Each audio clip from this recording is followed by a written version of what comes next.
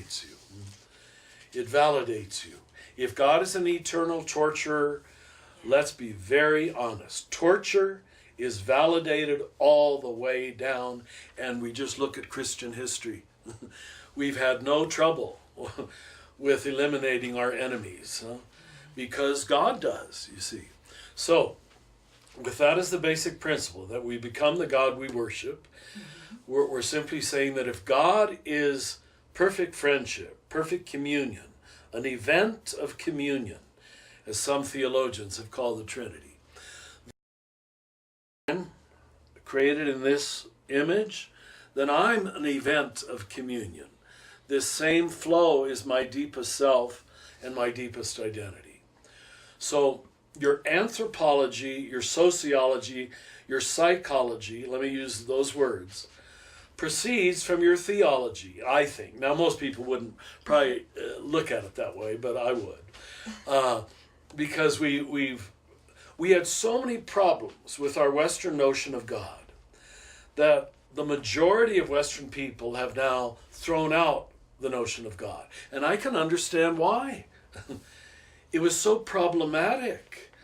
This Zeus figure throwing thunderbolts down at creation, the creation that this God didn't like, created a very fear-based, insecure, unloving, competitive universe.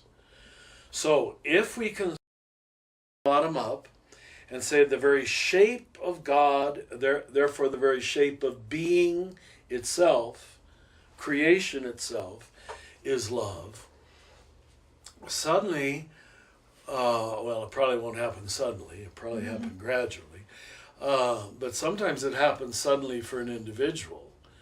We read reality and our own nature in a very different way. What we were created for, what this is all about.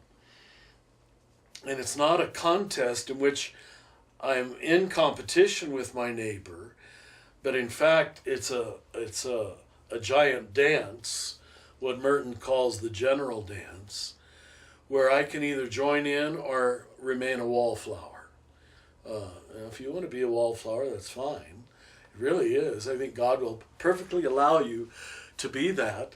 But they thought it was such a disastrous decision that they chose very demanding metaphors to say, don't make that decision. And those became things like purgatory, hell, eternal punishment. Don't miss out on the dance, you understand? It had urgency to it. It had ultimacy. So your notion of all relationships come from, I think, the primary relationship, which is